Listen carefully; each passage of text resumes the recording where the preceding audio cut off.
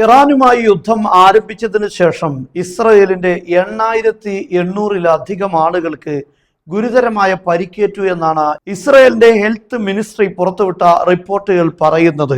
ഈ കഴിഞ്ഞ ദിവസം, അതായത് ഈ ബുധനാഴ്ച മാത്രം 14 പേർക്കാണ് ഗുരുതരമായ പരിക്കേറ്റിട്ടുള്ളത്. ഹിസ്ബുള്ളയുടെ ഡ്രോൺ അതുപോലെ തന്നെ ഷെൽ ആക്രമണത്തിലാണ് ഈ പരിക്കുകൾ ഉണ്ടായിരിക്കുന്നത്.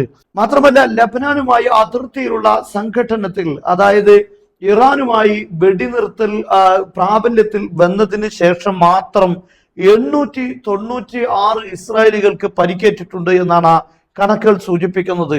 അതായത് ഏപ്രിൽ 8 മുതൽ ഇപ്പോൾ ഈ ഒരു സമയം വരെ എത്തിയിരിക്കുന്നത് 896 ആളുകളാണ് പരിക്കേറ്റവർ. അതേസമയത്ത് മരണസംഖ്യ എത്രയാണ് എന്ന കാര്യം വ്യക്തമായി ഇസ്രായേൽ ഒരു കണക്ക് പുറത്തു വിട്ടിട്ടില്ല. എന്തായിരുന്നാലും വലിയ രീതിയിലുള്ള ഗുരുതരമായ ആക്രമണങ്ങൾ ഇപ്പോൾ ഇസ്രയേലിൽ ലബനാനിലെ ഹിസ്ബുള്ളയുടെ ഭാഗത്ത് ഉണ്ടായിക്കൊണ്ടിരിക്കുന്നു.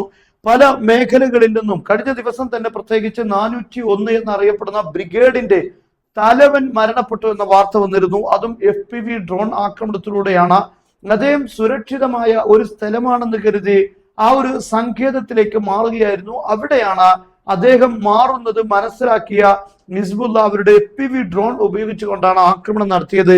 അതിൽ ഇസ്രയേലിന്റെ വളരെ പ്രധാനപ്പെട്ട ഒരു സൈനിക നേതാവാണ് വധിക്കപ്പെട്ടിരിക്കുന്നത്. എന്തായാലും ഹിസ്ബുള്ളയുടെ ആക്രമണത്തിൽ ഇസ്രയേലിന് പ്രതിരോധിക്കാൻ കഴിയാത്ത വിധം വലിയ പ്രതിസന്ധി നേരിടുകയാണ്.